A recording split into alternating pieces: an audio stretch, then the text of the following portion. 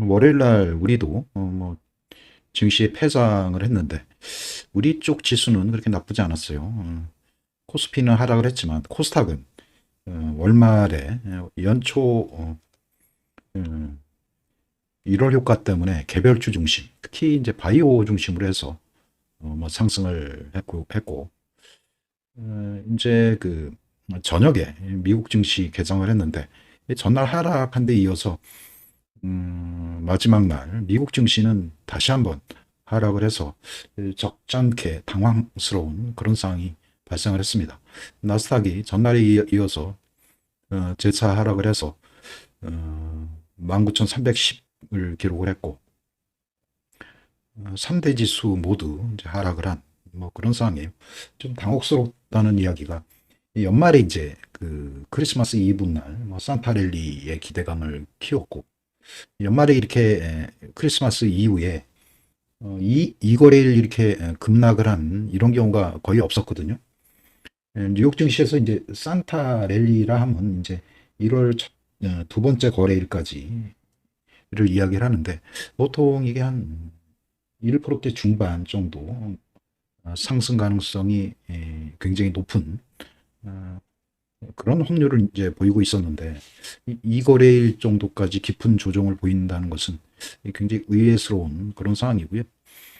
특히 이제 테슬라 같은 경우가 거의 전날 한 4%, 또다시 한 3% 시간에까지 4% 하락을 해서 토탈 한 10% 이상 하락을 한 그런 상황입니다. 겨우 이제 시간에까지 하면 401달러를 겨우 지켜낸 그런 상황입니다. 엔비디아도 2.3% 하락을 해서 엔비디아는 130달러를 지켜낸 그런 상황이고요. 지금 비트코인도 10만 달러가 무너진 그런 상황에서 이 비트코인은 지금 거래가 되고 있는데 지금 시간대에 비트코인도 상당히 안 좋아요. 93,407달러를 지금 기록을 하고 있습니다. 주봉 단위로 고점에서 이렇게 3거래일 이렇게 하락을 하고 있는 그런 상황이고요. 이제 이거를 이제 흑선병이라고 이야기를 하죠. 추세적인 하락을 이렇게 만들 수 있는 그런 지점이고, 그동안에 이제 트럼프 대통령이 되면 여러 가지 긍정적인 이슈가 있었는데, 10만 달러 돌파 이후에 10만 7천 달러까지 갔었죠. 그 이후에 지속적으로 하락을 해서 기대와는 다르게 지금 9만 달러 초반까지 지금 눌러앉은 그런 상황이에요. 이것도 어느 정도 과연 우리가 추가적으로 하락 시 매수를 해야 되는지 매수라면 어떻게 매매 대응을 해야 되는지 요건에 대해서도 좀 고민을 해야 될 그런 상황이다. 이렇게 보시면 될 것 같고요.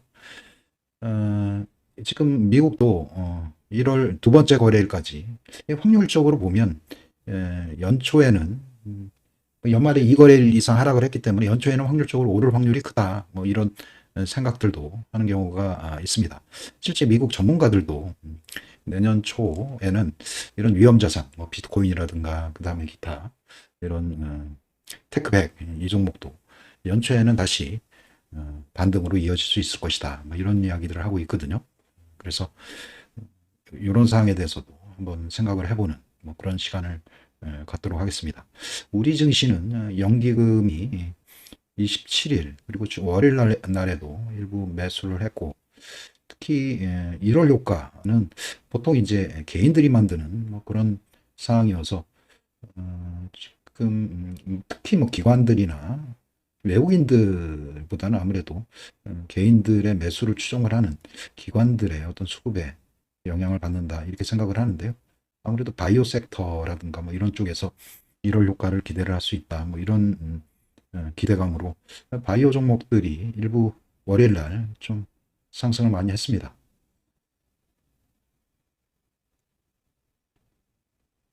음, 그 바이오 종목이 상승률이 제일 높았고요.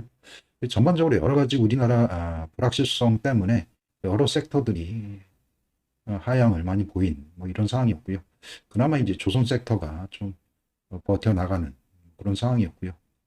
나머지 섹터들 처음에 이제 2차 전지 쪽이 그나마 이제 개인들이 많이 보유하고 있는 이런 섹터라 상승률이 아침까지는 괜찮았는데 오후 시간 되면서 개인들의 어떤 그 차익 실현 욕구 때문에 같이 이제 시장 따라 밀려서 내려앉은 뭐 그런 상황이고요.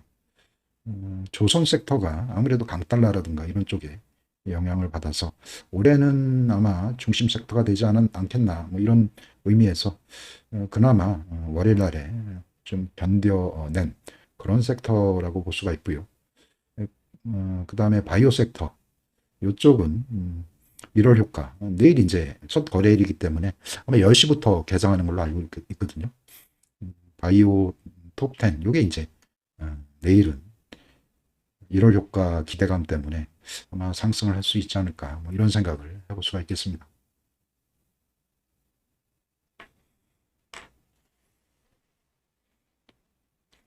한 가지 올해는 로봇 관련 종목 이쪽에 좀 관심을 기울일 필요가 있다 뭐 이런 생각을 좀 하거든요. 올해는 관련 기사가 무조건 로봇이다. 뭐 젠슨왕, 머스크에 이어 삼성도 참전, 로봇 시대 개막. 연말 12월 30일 날 외국인 기관들 레인보우 로보틱스를 꽤 많은 양을 매수를 했습니다. 외국인들도 그 다음에 기관들도 양매수가 들어오면서 음, 세력들이 꽤 많은 양을 매수를 한 뭐 그런 상황입니다. 관련 이제 우리나라 뭐 로봇 관련 ETF도 많이 나와 있고 아무래도 AI 이후에 실제 그 우리 산업에 적용 가능한 섹터가 아무래도 로봇이 아닌가 뭐 그런 생각도 해볼 수가 있고요. 나중에 이제 이 이야기를 제가 까먹을 수도 있기 때문에 미리 말씀드린 거고요.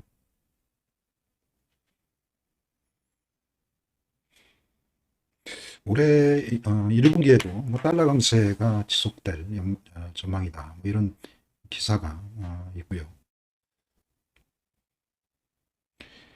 지금 화일에 107.9를 유지하면서 2년 만에 가장 높은 달러 인덱스를 기록을 했다. 뭐 이런 이야기고요.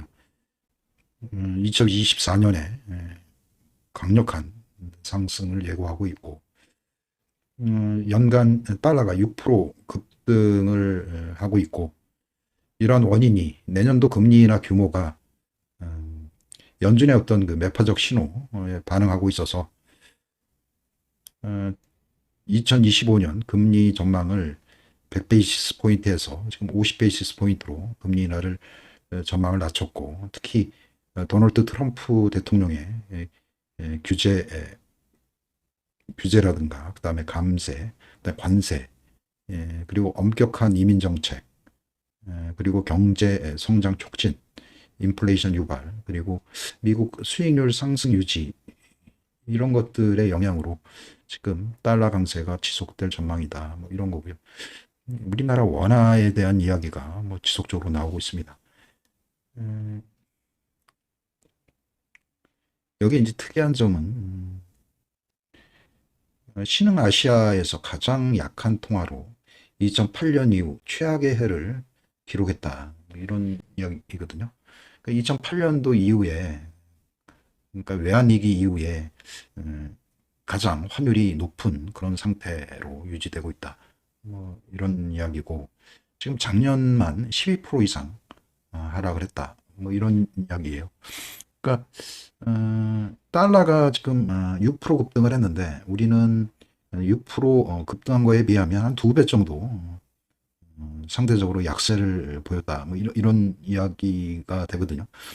주요 원인이 이제 최상목 대통령 권한대행이 이제 뭐 계엄 시도 실패 이후에 정치적 불안 또 국정을 안정시키기 위해서 시키겠다고 금요일 날 밝혔다. 그러니까 권한대행이 탄핵되면서 리더십을 밝혔다. 통화 측면에서도 12월 기준금리를 3%로 인하한 이후 내년 이제 추가로 금리 인하를 하겠다. 뭐 이런 계획도 이야기를 했고 물가 상승률도 1.9%로 4개월 연속 목표치인 2% 이하로 지금 낮아진 그런 상황이고 또 더욱이 이제 트럼프 대통령이 이제 그 더욱이 또 매파적인 연방준비제도 전망 그리고 또 트럼프 행정부 정책으로 인한 지속적인 달러 강세 속에 압박을 받았다. 뭐 이런 이제 내부적인 요인과 외부적인 요인에 의해서 달러가 이제 약세를 보이는데 이게 이제 기분 나쁜 게 신흥 아시아에서 가장 약한 통화로 2008년 이후 최악의 해를 기록을 했다. 이게 경제 전문 기사에 주요 토픽 뉴스로 나와 있다는 게 좀 기분이 뭐 나쁜 그런 내용이라고 볼 수가 있습니다.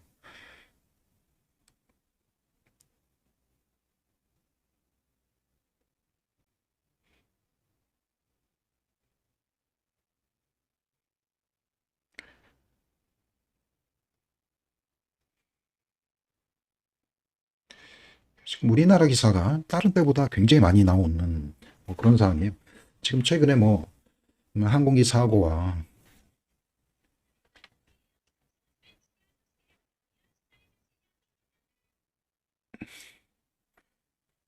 음, 항공기 사고부터 해서 그 다음에 계엄 이후에 여러 가지 이야기들이 지금 오고 가고 있는 뭐 그런 상황이라고 보시면 되고요. 뉴욕 증시가 좀 많이 빠진 뭐 그런 상황이라 이 관련해서 나름 그 분석한 그 자료들을 한번 요 기사를 한번 읽어볼게요. 미국 주식은 월요일 마지막 거래 시간으로 접어들면서 초기 손실을 줄이며 금요일의 대형 기술주 하락에 따른 하락세를 이어갔습니다. S&P 500과 나스닥 100은 각각 0.6 하락했으며 다우존스는 700포인트 이상 하락한 이후 300포인트를 하락을 했습니다. 하락의 촉매제는 없었지만 거래량이 작아서 변동성이 좀 큰 뭐 그런 상황이었고요. 메가캡 주식 압력을 받아서 테슬라는 2%, 애플은 1%, 메타는 0.8% 하락을 했습니다. 반면 엔비디아는 미국의 수출 제한에도 불구하고 바이든스가 AI 칩에 70억 달러를 투자할 계획이라는 소식에 힘입어 1.8% 상승하며 하락을 피했습니다. S&P는 2024년 주식에 있어서 여전히 뛰어난 해로 상승을 했고 나스닥은 30% 이상 급등을 했으며 S&P는 25%, 다우는 14% 상승하면서 2021년 이후 최고의 연간 성과를 기록을 했습니다. 이게 이제 2년 동안 뭐 작년에 이어서 2년 동안 상승을 해서 음,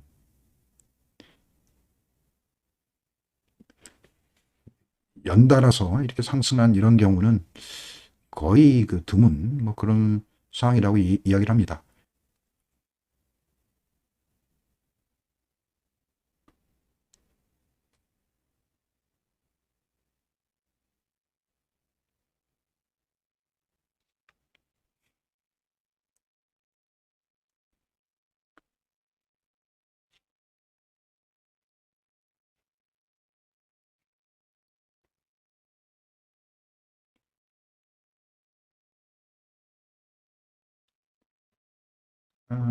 이제 금요일 날 하락은 주요 원인이 그동안은 이제 10년물 금리가 이렇게 상승을 하면서 하락을 한 뭐 그런 측면이었는데 월요일 날 하락은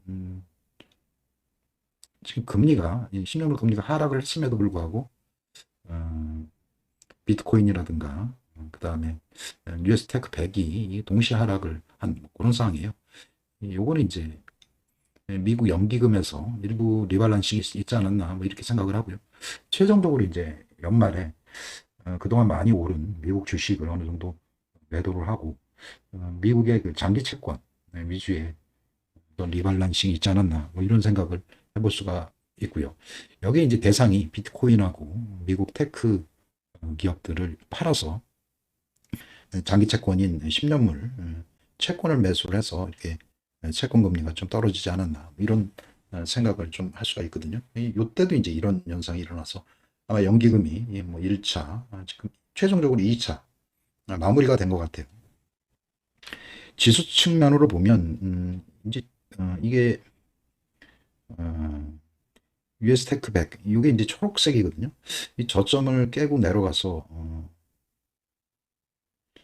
지금 그 저점을 확인해야 되는 뭐 그런 과정이에요.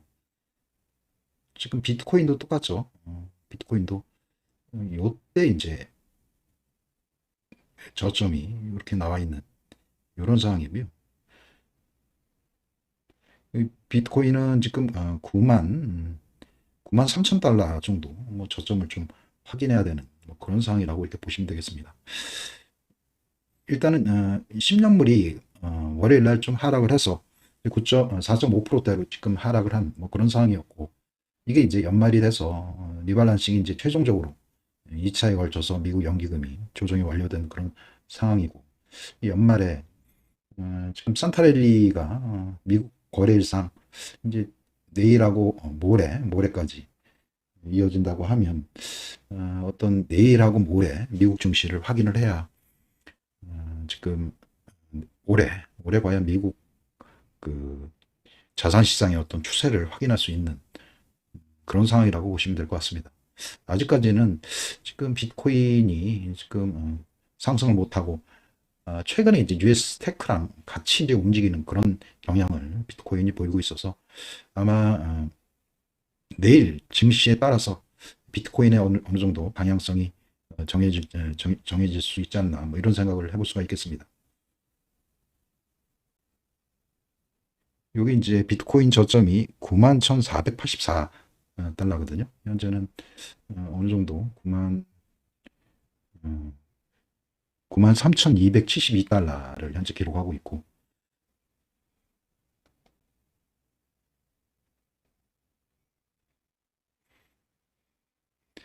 일단은 이게 이제 우리나라, 일본, 그 다음에 중국 이제 환율을 비교를 한 건데, 지난번 이제 고점 영역, 이 노란색이 이제 우리나라 원화, 그 다음에 초록색이 일본 엔화인데, 지금 지난번 고점 영역에서 다 고점을 돌파를 한 뭐 그런 상황이고요. 특히 이제 우리나라가 문제가 된 거는 이때, 그러니까 미국이 이제 금리 인상을 하면서 환율이 제일 높았던 요 고점을 우리나라는 지금 뚫어버린 뭐 그런 상황이거든요. 요 고점, 근데 다른 나라, 그러니까 이제 중국도 일단 이 고점을 아직 뚫지 않은 뭐 그런 상황이고요. 일본도 이 고점을 아직은 뚫지 않은 뭐 그런 상황이에요. 지금 우리나라만 지금 이 고점을 뚫어버린 뭐 그런 상황이라 우리나라도 지금 일본은 최근에 이제 고점을 뚫어버렸고, 그때 이제 이런 상황이라 지금 우리나라도 이게 요때 그러니까 150원대 요 이하로만 관리가 되면 특별히 문제가 없어 보여요. 150원대. 이제 그렇다고 이거를 이제 이런 지금 글로벌리 아시아권 통화가 전제 약세를 보이는데, 이때 그 무분별하게 우리나라 가지고 있는 모든 달러들을 환율 방어하는 데 다 소진을 해버리면 나중에 정말로 어떤 그 이런 달러를 다 소진을 해서 국가 어떤 부도라든가 뭐 이런 상황이 있을 수도 있거든요. 다른 나라 어떤 환율 트렌드를 이렇게 보고 지금 상황에서는 굳이 우리나라 그 원화 자산을 쇼탈 그런 세력의 어떤 의도가 보이지는 않거든요. 우리 IMF 때는 그때 이제 그들이 우리나라 외환 원화를 공격을 해서 얻은 것들이 보통 이제 은행이라든가 그 당시에 이제 주요한 삼성전자라든가 그런 쪽. 지금도 이제 지분율들이 우리나라 대형 은행들이 외국인 지분들이 지금 60%가 다 넘어요. 음.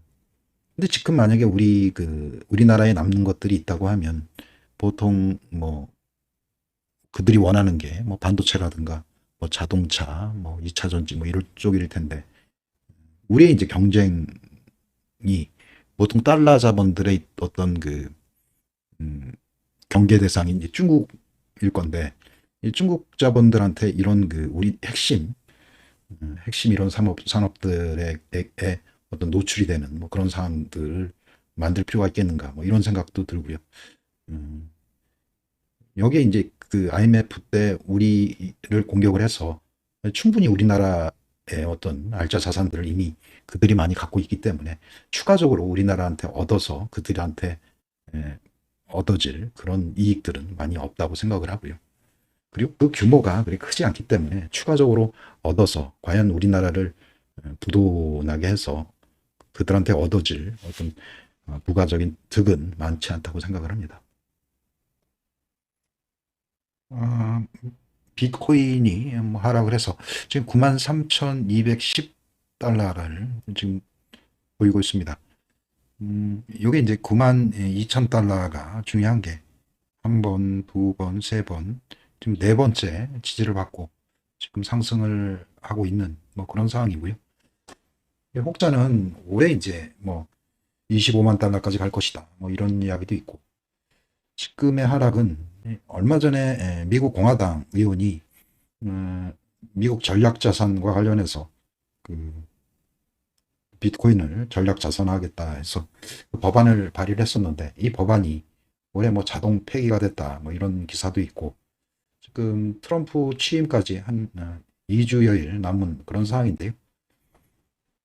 일단 지난번에 이제 파월 의장이 여러 가지 달러 가치 보존을 위해서 비트코인에 대한 여러 가지 매파적인 발언, 그리고 전략 자산화에 대한 부정적인 의견, 그리고 또 작년 연말에 트럼프 대통령의 당선 이후에 새로운 뉴스가 나와서 ETF 쪽 해가지고 매도 물량이 많이 출혈을 했다. 뭐 이런 기사까지 있었습니다. 다시 이제 미국 연기금도 이제 최종적으로 리발란싱 작업을 월요일날 마쳤고 다시 이제 올해 새로운 이제 포트폴리오를 짜는 뭐 그런 작업들을 해야 되고 지금 많이 빠진 뭐 그런 상황이거든요. 그리고 이제 뭐 비트코인에 대한 트럼프 대통령의 대선 약속이 있고 트럼프 대통령이 일단 그의 능력이 되건 안 되건 하여간 그는 일단 말을 한 거는 실행과 관련 없이 일단 노력은 하는 것 같아요. 나중에 어떤 그 반대에 의해서 실행이 안 되는 경우도 물론 있었고요. 옛날에 이제 그가 여러 가지 그 사회 간접 시설, 그러니까 SOC 사업을 위해서 3조 달러인가요? 의회에 예산 요청을 한 적이 있었어요. 2017년도인가요? 그게 이제 계속 삭감이 되고 결국은 뭐 1조 달러인가요? 그것만 이제 도시 재개발 사업, 그다음에 철도, 전력 산업과 관련해서 시행이 된 뭐 그런 상황이 있었거든요. 뭐 반대에 부딪혀서 일부 축소는 될지언정 그가 말한 거는 일단 시행이 된다고 그렇게 본다고 하면 일단 비트코인에 대한 기존의 전망들은 일단 그가 이제 대통령이면 실행력은 일단 유효하다 뭐 이렇게 볼 수가 있고요. 여러 가지 기사들이 뭐 올해 말에 뭐 25만 달러 갈 수도 있다 뭐 이렇게 이야기를 하고 그 다음에 캐시우드도 뭐 40만 달러까지 갈 것이다 뭐 이렇게 이야기들 많이 하고 있습니다. 그렇게 본다면 지금은 우리가 이제 선택을 좀 할 수 있는 그런 좋은 패를 뭐 가질 수 있다 뭐 이런 생각을 할 수가 있겠습니다. 뭐 모멘텀이 있는 거는 주봉 기준으로 해서 쉽게 매매할 수 있고요. 저점을 잡아서 매수한 이후에 그 다음에 10만 달러 근처에서는 반을 팔고 나머지는 이제 10만 달러가 돌파된다는 걸 가정한 이후에 50% 이상은 계속 보유를 한다고 하면 특별하게 어떤 매매에 어떤 혼선이 없으리라 뭐 이런 생각을 해볼 수가 있고요. 테슬라도 똑같습니다. 지난번에 이제 420달러가 좀 지지가 될 수 있을 것이다 이렇게 생각을 했는데 지금 시간에까지 하면 지금 400달러, 401달러까지 지금 하락을 한 뭐 이런 상황이거든요. 이게 이제 연말에 위험자산 그리고 미국 연기금의 리밸런싱 이런 영향으로 해서 지금 테슬라가 꽤 깊은 하락을 했어요. 지금 이제 오히려 진입할 수 있는 좋은 기회가 왔다고 일단 생각을 하고요. 금리에 대한 부분도 10년물 금리가 너무 상승을 해서 성장주, 특히 이제 첫 번째 하락 시에는 성장주 위주로 1차적인 하락을 했고, 일단은, 금리에 대한 부분들은 뭐 지금 금리 인하 시기에 이게 뭐 전고점을 돌파를 해서 10년물 금리가 뭐 4.8%를 돌파를 한다. 뭐 이런 일들은 발생하기가 힘들고요. 근데 이제 정고점을 돌파하는 것은 있을 수가 없다. 이렇게 생각을 하고, 뭐 성장이 그렇다고 미국이 과거와 같은 그 이상의 성장을 할 수 있겠는가?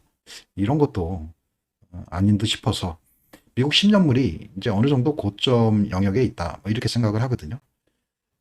그렇기 때문에 테슬라가 비록 성장주에 대한 연말에 연기금의 어떤 리밸런싱 이런 것들로 인해서 셀매도가 나와서 이런 하락을 했지만 추가적으로 여기서 이제 매수 뭐 지금 이하 가격에 매수를 해서 아까 비트코인처럼 이게 이제 추가적으로 상승을 해서 가령 본인이 한 뭐 450달러 이상에서는 매도를 한다.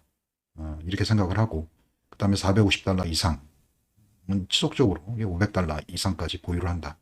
이런 생각으로 하면은 그 매매에 혼선이 없으리라 뭐 이렇게 생각을 하고요. 연말에 유동성이 적고 그 다음에 연기금 미국 연기금의 리밸런싱 이 사항을 제가 캐치를 못했고요. 정해진 유동성에 지금 변동성이 너무 심해서 상당히 좀 당혹스러운 그런 상황이 발생을 했습니다. 특히 또 연말에 이틀 동안 이렇게 하락한 경우는 아마 미국 그 나스닥 역사상 수십 년 만에 처음이라고 얘기를 하거든요. 연말에 이틀 동안 급락한 뭐 이런 상황. 그러니까 이제 이게 만약에 내일하고 모레도 뭐 하락을 한다 이러면 시장에 어떤 위험 신호가 아닐까 뭐 이런 생각도 일단 되어지는데 지금 시중에 돈이 많이 풀려져 있고 지금 경기 침체라고 하지만 지금 가격들이 달러가 지금 굉장히 약한 뭐 그런 상황이기 때문에 프라이싱이 지금 굉장히 높은 상태거든요. 그러니까 달러를 태워버리지 않으면 경기 침체가 와도 가격이 떨어지는 일은 없어요. 그런 의미에서 지금 비트코인이나 테슬라는 어떤 저점 매수 후에 절반 매도, 나머지는 킵고잉 하는 그런 전략을 구사하는 게 맞지 않나 뭐 이런 생각을 해보고요. 하여간 올해 새해 복 많이 받으시고요. 즐거운 하루 되세요. 감사합니다.